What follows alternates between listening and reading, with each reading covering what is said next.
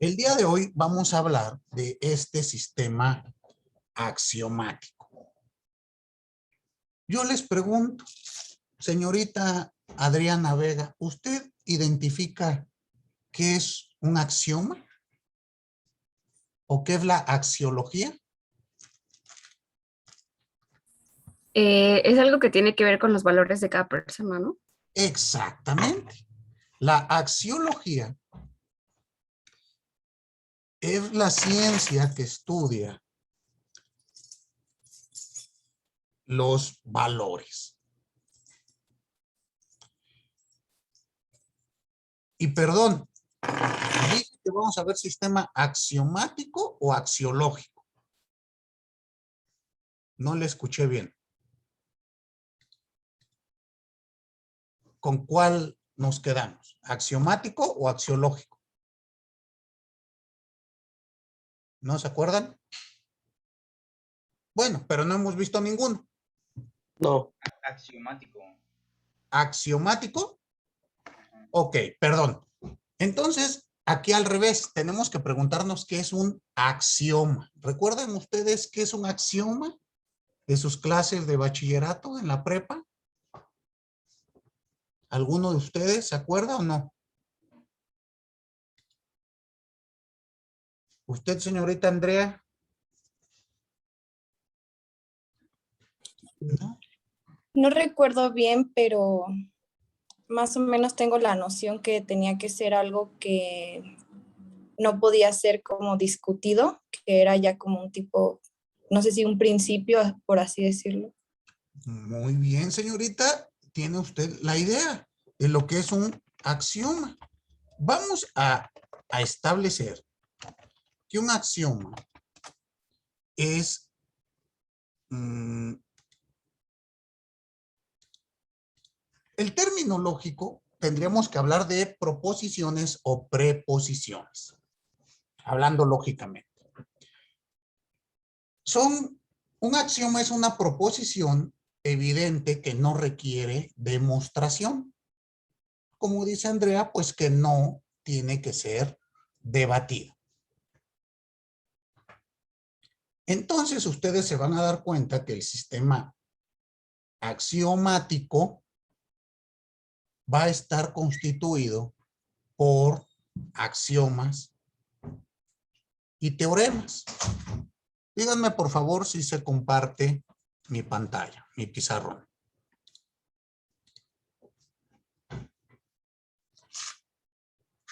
¿Sí se comparte? Sí, profe. Sí, profe. Muy bien. Voy a regresar a mi representación minimalista de un sistema. Recuerden que para efectos de nuestra clase, el sistema siempre va a ser cerrado. ¿Estamos? Y por lo tanto, todo sistema es un conjunto de variables que interactúan entre sí con un objetivo común. ¿Recuerdan esta clasificación inicial? Y la ley de las variables nos indica que la representación de un sistema, por más compleja que sea, siempre será menos compleja que el objeto que dice representar. Entonces, aquí esto es una representación. Si utilizamos la teoría de Wittgenstein, el lenguaje nos permite entender la realidad. La limitación de nuestro entendimiento es nuestro lenguaje. Por lo tanto, primero, pues habría que entender cuáles son los elementos que van a estar en nuestro sistema. Vamos a tener al axioma y por otro lado tendremos al teorema. Entre axioma y teorema se van construyendo nuestro sistema. Y aquí tendremos, como lo vimos la clase o con el sistema anterior. Un axioma puede relacionarse y dar origen a un teorema.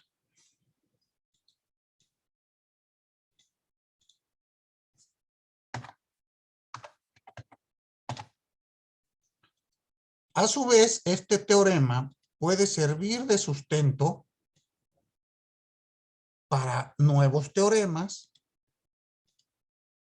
o incluso en su momento producir un nuevo axioma.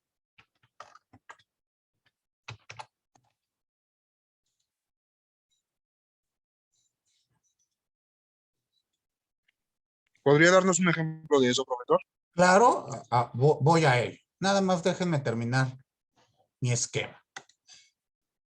Y este axioma, a su vez, estará interconectado con el nuevo o con el axioma que le dio origen.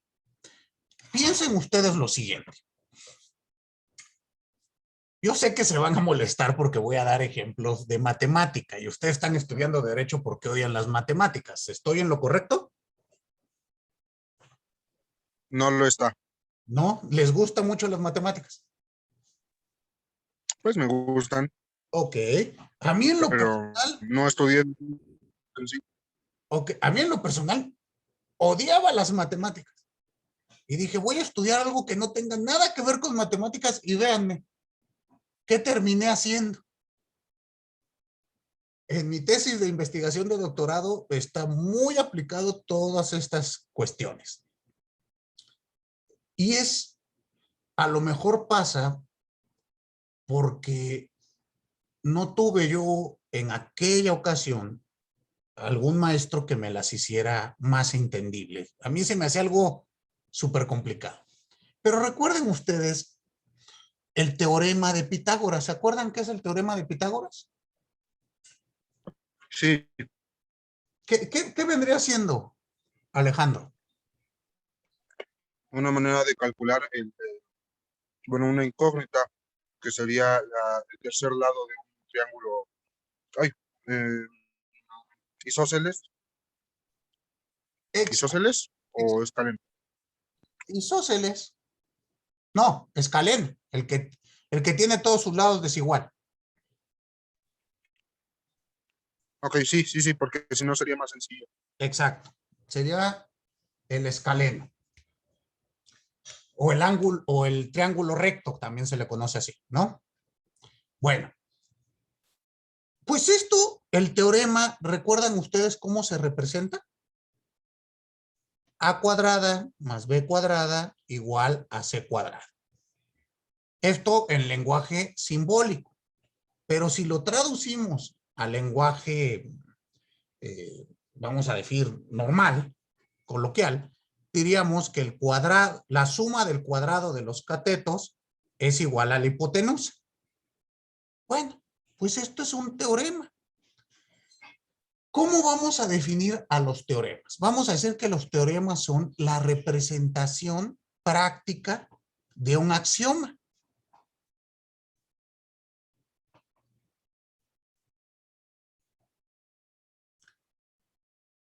Ahora bien, ustedes me dirán, bueno, maestro, pero entonces, ¿qué es un axioma? Y aquí estableceremos lo siguiente. El teorema de Pitágoras tiene como base un axioma que es, bueno, el teorema de Pitágoras lo estudiamos en la trigonometría. ¿Recuerdan ustedes eso? La trigonometría es el estudio de los triángulos. Y el axioma que permite construir toda la trigonometría con base a otros teoremas, no únicamente al de Pitágoras, es el siguiente axioma. ¿A qué le llamamos triángulo? Y este axioma nos dice, triángulo será, ¿querías hablar, Esmeralda?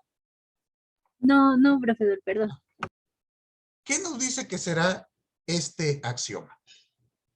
Perdón, ¿qué es un triángulo según el axioma? Nos dice, un triángulo es una figura de 3 lados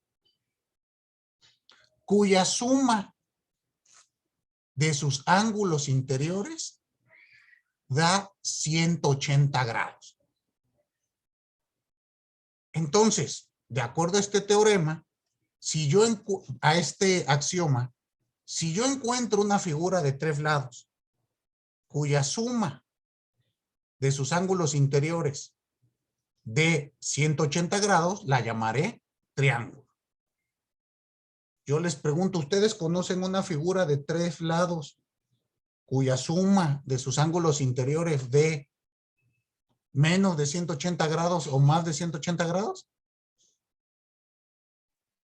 Solamente podría ser si las líneas no son rectas. Si los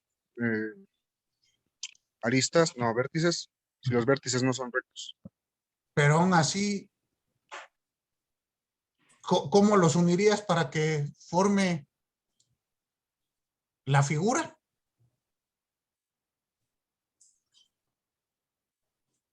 Porque lo que dijimos es, ¿quién fue? Andrea, creo. Nos dijo, un axioma es algo evidente, algo que no necesitamos demostrar. Les pregunto, ¿un triángulo o a lo que llamamos triángulo cumple con este axioma que he señalado? ¿Es una figura de 3 lados y el interior de sus ángulos suma 180 grados o no? Sí. Sí, en todos los tipos de triángulos. Ahora, ustedes me dirán, bueno, maestro, pero eso suena muy bonito allá en las matemáticas, pero nosotros no vamos a ir al juzgado a ver matemáticas. Explíquenos la aplicación de este sistema axiomático al derecho. ¿Dónde van a encontrar ustedes ejemplos de esta aplicación? Les puedo dar 2 autores. El primero creo que sí lo conocen. ¿Conocen ustedes a Luigi Ferrajoli? Pues el desarrollo de Luigi Ferrajoli es con base en un sistema axiomático. Permítanme explicarles por qué. Recuerden que la concepción de Luigi Ferrajoli se refiere a lo que se conoce como el garantismo. ¿Sí recuerdan si estamos ubicados todos en lo mismo? Pues el garantismo no es otra cosa que un sistema axiomático.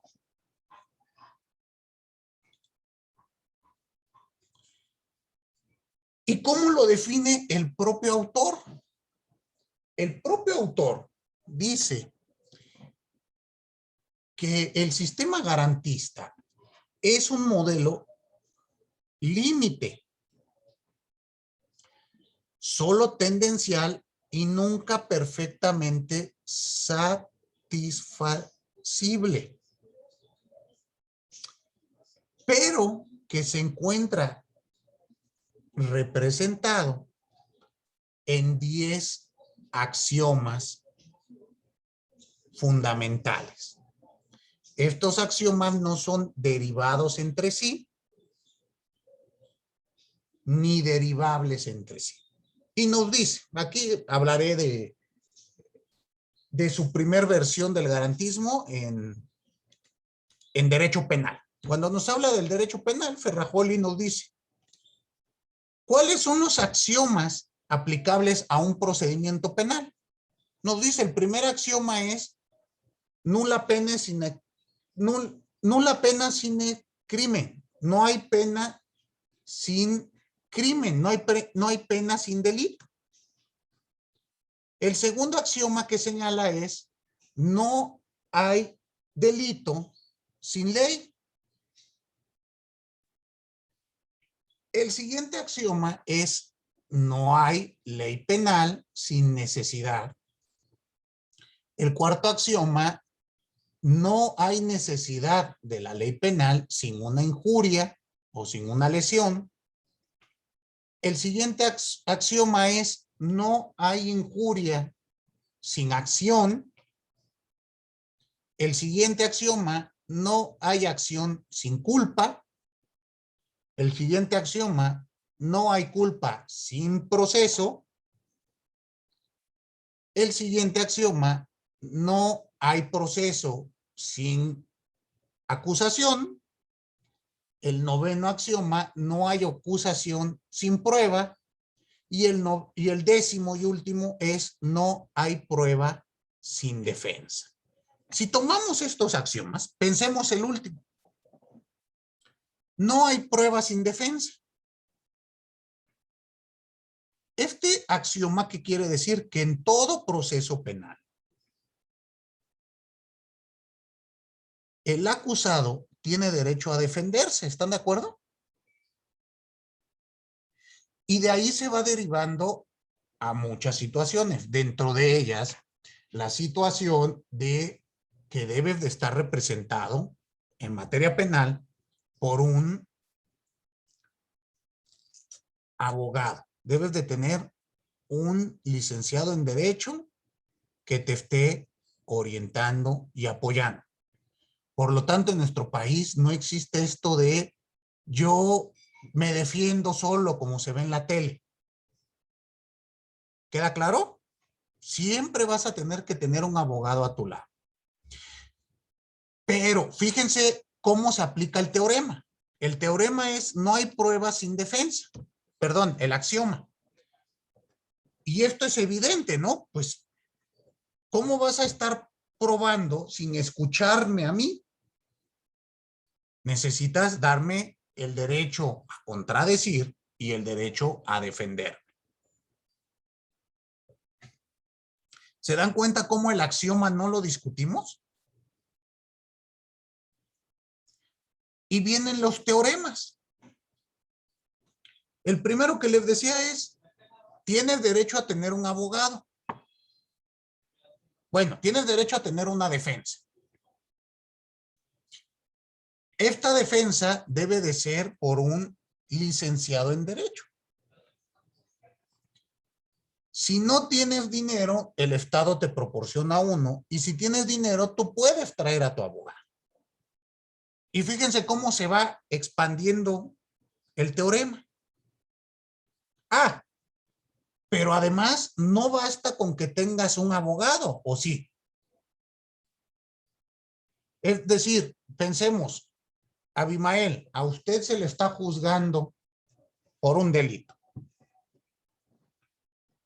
Y yo le digo, pues yo cumplo con el axioma proporcionándole un abogado. Ya tiene usted abogado. Pero el abogado de Abimael nada más va a las audiencias y se sienta a verlo. Y nunca interviene. ¿Qué me van a decir ustedes? ¿Está bien eso o está mal? Está mal, profesor. Está mal. ¿Qué se estaría rompiendo en el teorema? ¿O qué necesitaríamos perfeccionar en nuestro teorema? ¿Cómo debe de Pues, ser? Dime, Diego. perdón, profesor, es que vengo de regreso al trabajo y vengo aquí manejando. Pero también dentro del derecho o sea, que tienes que tener un abogado, también tienes derecho a tener una buena defensa. Exacto. Y si tu abogado no trabaja ni como abogado ni como buena defensa, en el caso en el que, por ejemplo, en el que el Ministerio Público se dé cuenta que tu abogado está medio, ¿cómo decirlo sin que suene mal? Medio falto de conocimientos, Medio trolo. él mismo habla con la persona, con la detenida, que en este caso podría ser Abimael, y explicarle que debe de cambiar de abogado, porque si no también el Ministerio Público cae dentro de ese problema en el que se dio cuenta que su abogado de Abimael era medio malo, y Abimael finalmente no tiene ni abogado ni una buena defensa. Exactamente. ¿Qué han dicho nuestros tribunales? Fíjense entonces cómo el axioma está aquí, pero el teorema es el que nos va a ayudar para la práctica. Sí tienes derecho a un defensor, pero como dice Diego, esta defensa debe de ser adecuada. ¿Y qué se entenderá por defensa adecuada? Se vuelve a potencializar el teorema. Ah, bueno, por defensa adecuada se entiende A, B, C, D, F, G. Y para garantizar o para vigilar que haya una defensa adecuada, por lo menos el Código Nacional de Procedimientos Penales nos indica, si el juzgador percibe que la defensa no está cumpliendo con su labor, puede quitarlo y ordenará que se ponga un defensor público para defender los intereses de el sujeto, el acusado. ¿Estamos? ¿Qué es lo que se busca? No únicamente que tenga el abogado ahí parado desde el punto de vista formal, sino que el abogado realice una defensa material. ¿Sí queda claro? Sí, de hecho, profesor, bueno, no sé si se pueda, me gustaría platicarles de un caso que no tiene mucho, que acabo de ver en el trabajo, que tiene que ver sobre eso. ¿Está bien, profesor? Sí, a ver, díganos. Tuvimos, bueno, yo no, porque pues en realidad yo nada más soy pasante, pero había unos clientes a los cuales habían despojado de su propiedad. Entonces, bueno, yo trabajo toda la zona oriente, en realidad no trabajo nada de la Ciudad de México, prácticamente solo es Estado de México.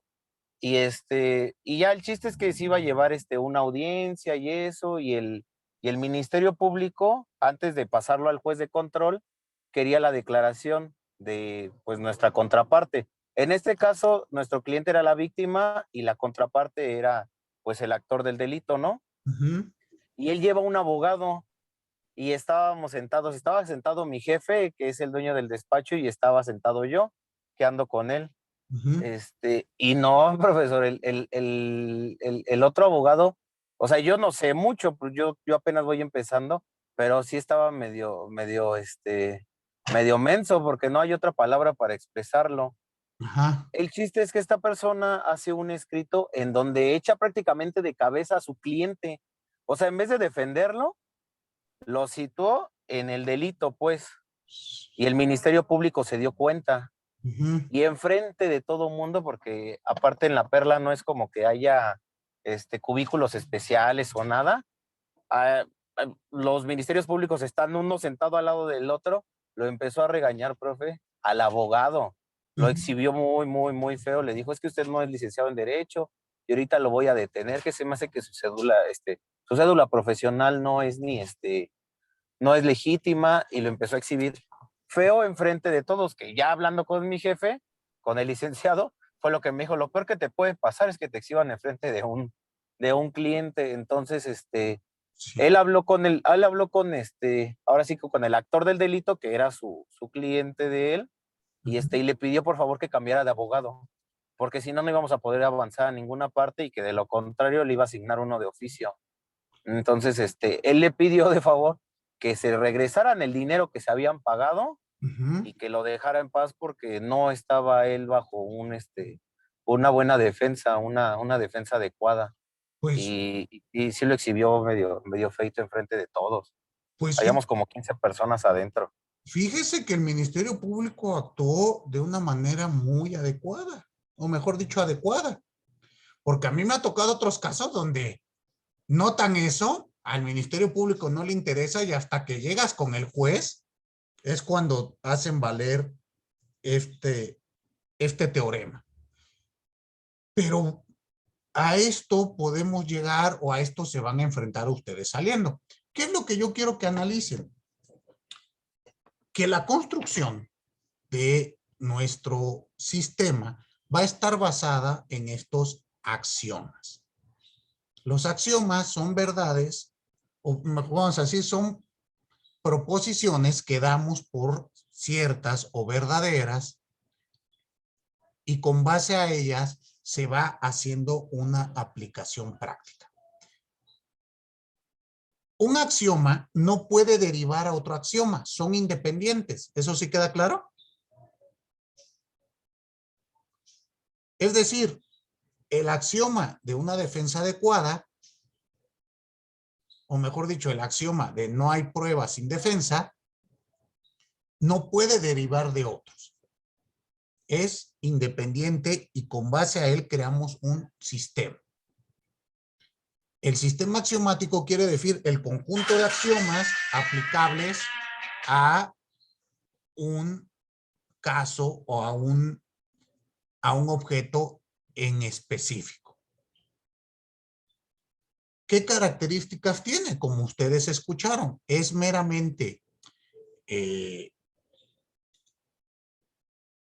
un límite tendencial y nunca perfectamente satisfacible. ¿Qué quiere decir? En el caso del proceso, se va a construir el procedimiento penal con base a estos axiomas, que únicamente son un límite en la construcción del mismo.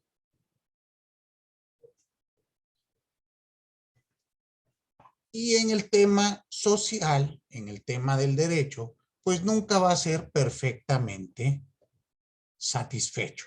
Esto sí queda claro, ¿no? Hablar de un proceso 100% garantista, pues tendrá serias complicaciones. Más que nada son representaciones, otra vez, abstractas de un sistema. Con este ejemplo, Alejandro, ¿te quedó claro el sistema axiomático? Yes. Perfectísimo. Bueno, como ustedes ven, este pues es sencillón. ¿Cómo vamos a analizar que se está aplicando este sistema? En virtud de la coherencia que existe entre el axioma y el teorema. ¿Qué quiere decir? Que la aplicación que se realice con base a los teoremas debe de ser congruente o coherente con lo que nos dice el axioma. No puede ir en contra de.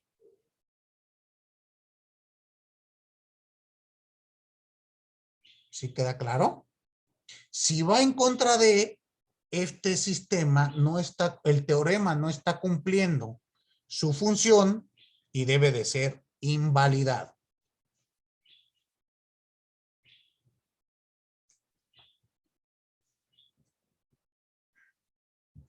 ¿Quedó claro? ¿Nos podría dar un ejemplo, profesor? Es que a mí no me queda claro. Piense usted el siguiente axioma. Usted tiene derecho a que se presuma su inocencia. ¿Estamos todos ahí? Presumir su inocencia no requiere ninguna prueba. Nosotros vamos a tener, sin necesidad de que usted nos demuestre nada, debo de entender que usted es inocente, aunque esté sometida a un procedimiento. ¿Sí? Muy bien, pero después viene un teorema que nos dice, oiga, pero si usted la acusan, bueno, si se inicia un procedimiento en contra de usted por un delito que amerite prisión preventiva oficiosa, la voy a meter a la cárcel en automático, sin pruebas. ¿Sí ubican esta figura? ¿La han escuchado? ¿La prisión preventiva oficiosa? Muy bien. ¿No le parece a usted que al estar en la cárcel yo ya no presumo su inocencia? ¿O los inocentes tienen que estar en la cárcel? Entonces pareciese que esta figura pues es contraria al primer axioma que señalé, ¿o cómo lo ve usted? Sí, pues sí, totalmente de acuerdo. Entonces, en virtud de ello, el teorema de la prisión preventiva oficiosa debe de ser excluido de nuestro sistema para que opere válidamente los axiomas. ¿Con este ejemplo quedó más claro? Sí, profesor, muchas gracias. No, para servirle. Entonces recuerden ustedes este ejemplo. Oiga, profesor, pero sí tiene que ser usted acaba de decir que tiene que ser excluido de nuestro sistema, Ujú. pero dentro de todo, yo creo que sí está bien, ¿no? La prisión preventiva oficiosa.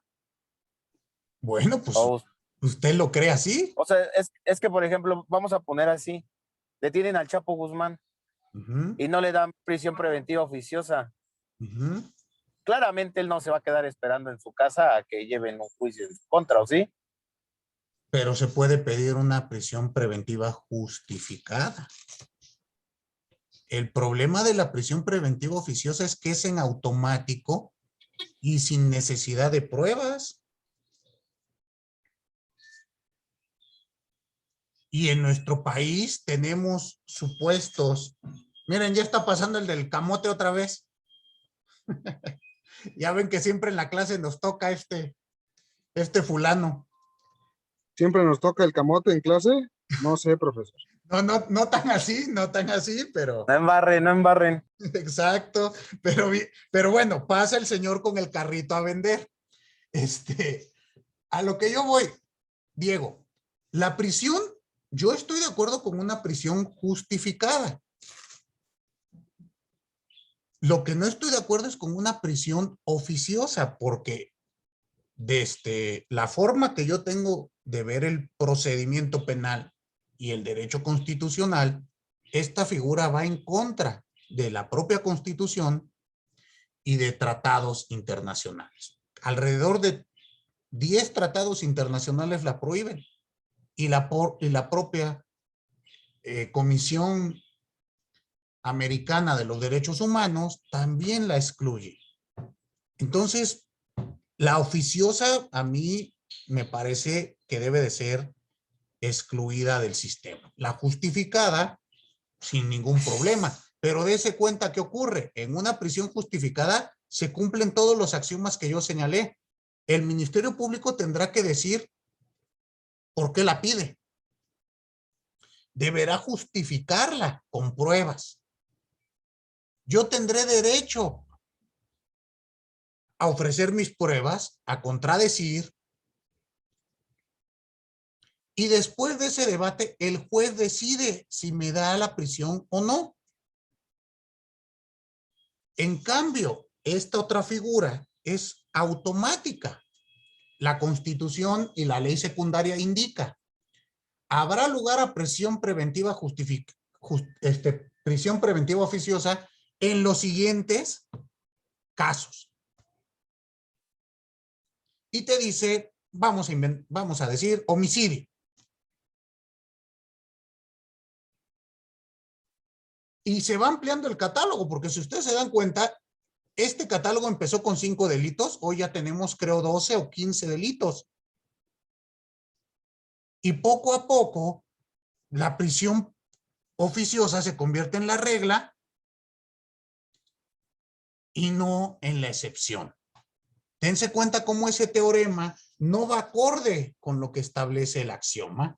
Tenemos otro axioma que es, bueno, parte del axioma de te presumo inocente, pues es que no estés en la cárcel, ¿no? Si me vas a tener en la cárcel sin que haya una sentencia que declare que yo soy culpable, pues me parece a mí que estamos aplicando mal los teoremas. Pero bueno, ya son opiniones, Diego. La opinión mayoritaria es que la prisión preventiva oficiosa, pues, es válida. Y la Corte ha dicho que es legal, bonita, protectora de los derechos humanos, y que si algún día tú caes en tú caes en un proceso, puedes pasar 10 años en la cárcel y ya después te dicen, bueno, siempre no. Entonces vamos a analizar el supuesto. Ya es motivo de análisis más profundos, pero pues, si ustedes parten de un sistema axiomático, pueden irlo desglosando. ¿Estamos de acuerdo? Piense el caso de la prisión preventiva oficiosa por delito cometido con armas. ¿Ya ve que es un supuesto para la prisión preventiva oficiosa? Un delito cometido con arma puede ser, a mí me han tocado casos de lesiones que tardan en sanar más de 30 días, coloquialmente las conocemos lesiones segundas, pero se ocasionaron con un cuchillo. Y por el solo hecho de que se profirieron con un cuchillo, mi cliente se queda en la cárcel sin necesidad de debate y sin necesidad de prueba. Y lo más terrible, sin la posibilidad de una revisión de la medida cautelar. Esto, reitero, a mí me parece que va en contra de lo que establece hasta el propio Código Nacional de Procedimientos Penales, en el sentido de que la prisión preventiva debe de ser la última razón. Lo último que debemos de hacer es querer cárcel. Y por el contrario, en nuestro país, primero es cárcel, después es más cárcel, y ya después vemos si hay cárcel. Entonces, habrá que analizarlo. Recuerden que, por lo menos en este caso, en los procedimientos penales, hay que pedir un procedimiento penal como el que quisiera que me apliquen a mí, no como el que quiero que le apliquen a quien me dañó. ¿Están de acuerdo? Porque si no, hay muchas pasiones inmiscuidas. Pero desde lo axiomático, tendremos estos supuestos. ¿Quedaron claros?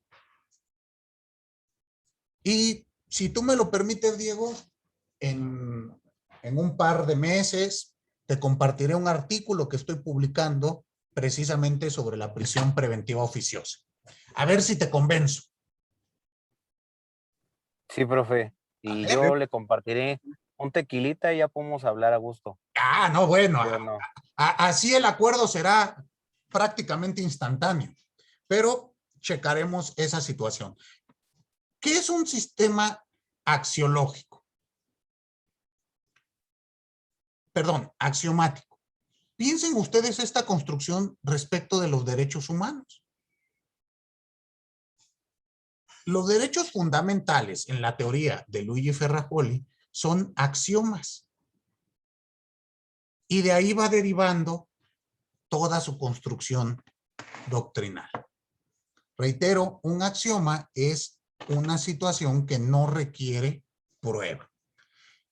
A veces se pueden fijar de manera arbitraria y otras tantas se fijan con base a conocimientos científicos o conocimientos notorios. ¿Estamos de acuerdo? Muy bien. Pasemos entonces al siguiente sistema.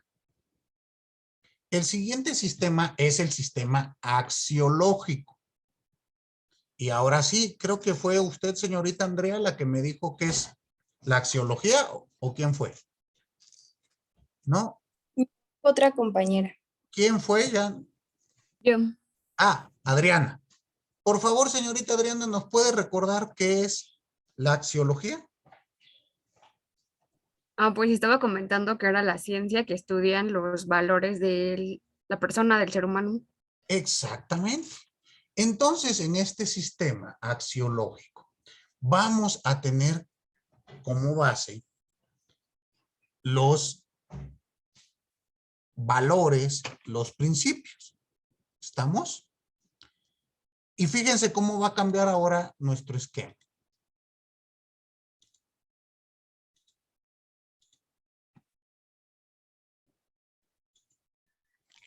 Aquí vamos a tener Sí, don Pablo.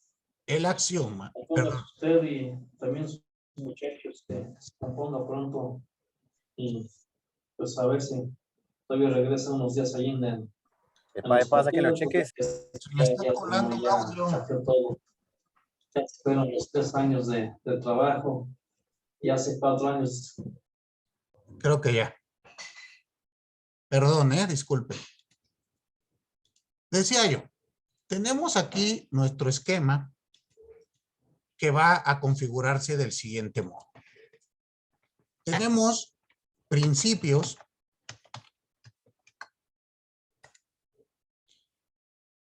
y nuestra variable será reglas de acción.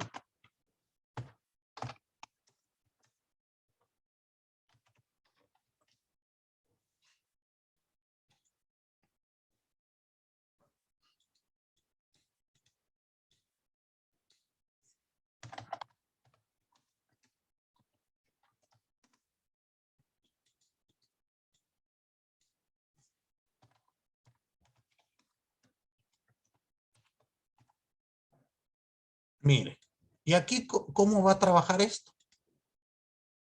Otra vez, del principio se parte para hacer una regla de acción.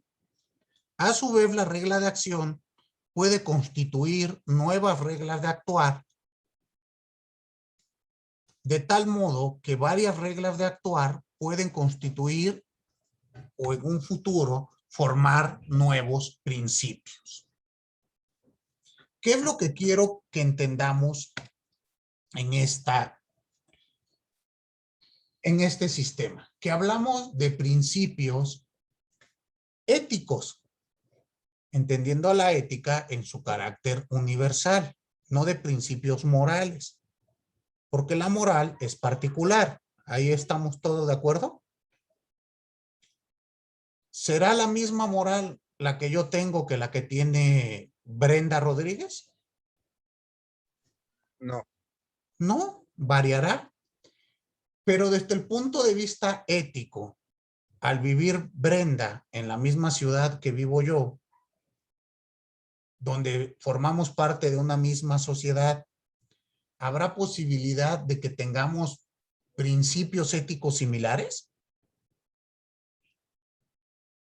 Sí.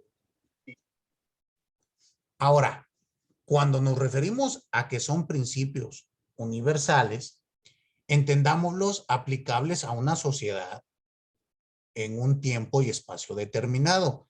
Esto no quiere decir que son inmutables, sino todo lo contrario. Son mutables. Es decir, hoy en día nosotros tenemos principios como sociedad muy distintos de los que eran hace 20 años, ¿no creen? La configuración que tiene hoy nuestra sociedad será distinta a la que vamos a tener en 40 años. Y estos principios van cambiando.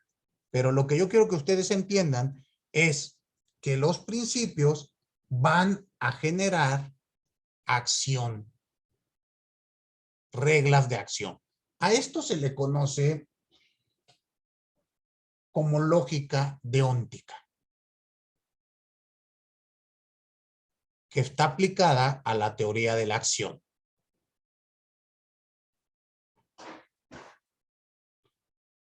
Es decir, nosotros vamos a tener un principio establecido como una sociedad y a partir de ese principio vamos a actuar. ¿Concuerdan? A veces nos cuesta trabajo identificar los principios que regulan nuestro actuar porque nosotros estamos inmersos en el objeto. Y pues nos cuesta trabajo ubicarlo. Pero yo les pregunto a ustedes, ¿creen que como sociedad tenemos principios que nos hacen actuar de una u otra forma?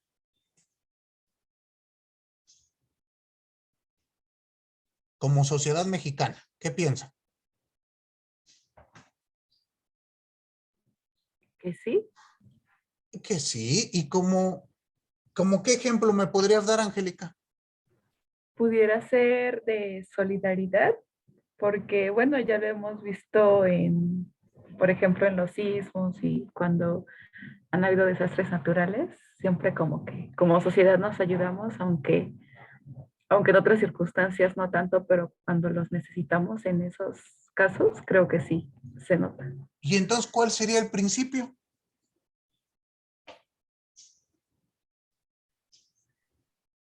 ¿Todos los mexicanos son solidarios? ¿Pero en qué momento?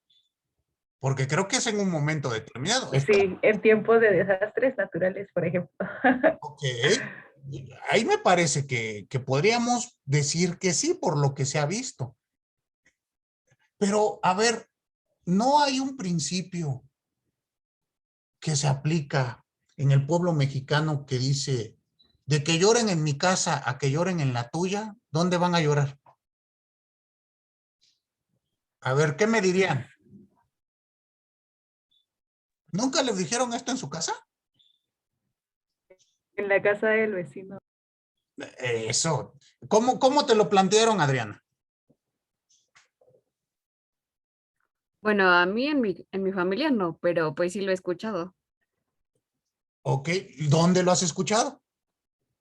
En la escuela, por decir, varios profesores te dan como ese ejemplo. Ok, pero usted en la sociedad, en las personas que conocen, ¿nunca ha escuchado que dicen algo así? ¿O que actúan de ese modo?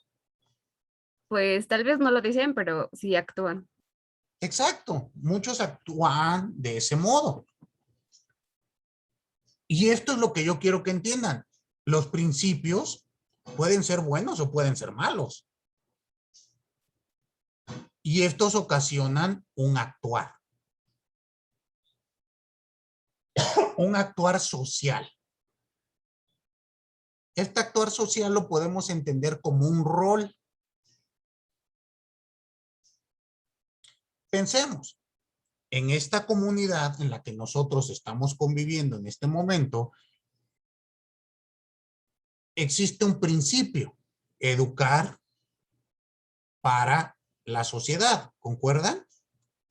La Universidad Nacional Autónoma de México tiene una formación desde nuestra ley orgánica nos dice que nosotros tenemos que educar con visión social. Y en esta universidad, donde nuestra función es a ustedes darles herramientas para un futuro, pero para que se conviertan en un ente que aporte a la sociedad más, o que le regrese a la sociedad algo de esta educación que nos ha dado, tenemos este principio. Y con base a ese principio, yo tengo un rol y por lo tanto una regla de actuar ante ustedes. ¿Cuál es mi rol frente a ustedes?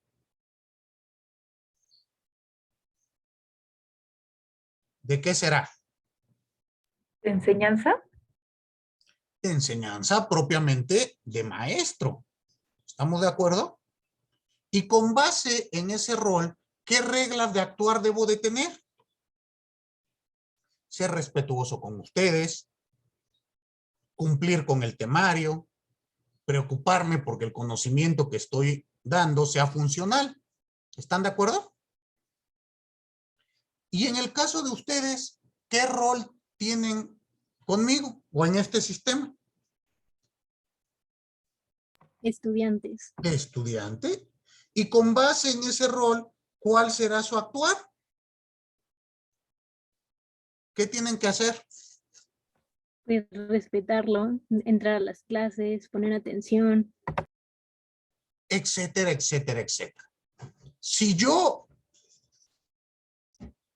en mi acción social voy en contra del axioma, ¿funcionará el sistema? No, ¿verdad? Si ustedes en su acción social van en contra de lo que nos dice este principio, tampoco funcionará el sistema. ¿Estamos de acuerdo? Por lo tanto, fíjense aquí lo que trabaja con nuestro sistema estudiado.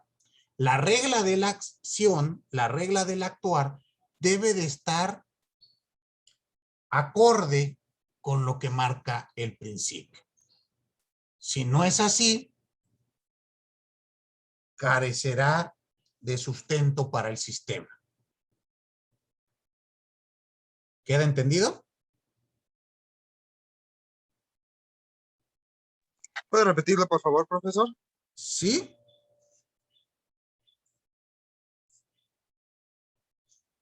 Que la regla del actuar debe de estar encaminada o hacia el mismo sentido que lo que te marca el principio. Si no es así, la regla, es decir, si la regla va en contra del principio, tendrá que ser derivada del sistema. No puede seguir funcionando. El sistema se colapsa. ¿Queda claro?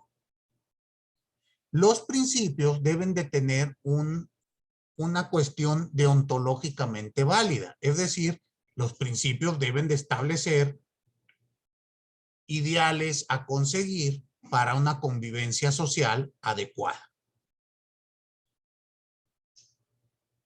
Ejemplo, esto que yo decía de que lloren en mi casa, que lloren en la tuya, pues obviamente nunca lo podremos plantear como un principio. No obstante, es la regla de actuar de muchas personas. ¿Estamos de acuerdo?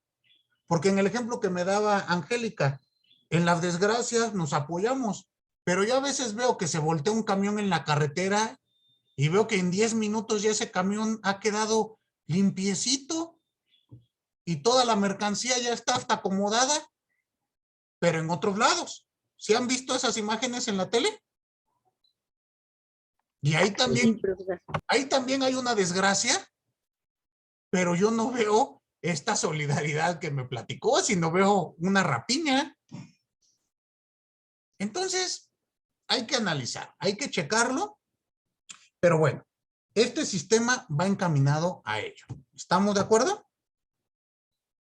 Perfecto. ¿Dudas? Ninguna. Muy bien, pues les agradezco a todos y a todas su atención el día de hoy. Les deseo una bonita tarde lluviosa y nos vemos por acá el día viernes. Muchísimas gracias. Hasta luego. Gracias, buena tarde. Nos vemos. Hasta luego.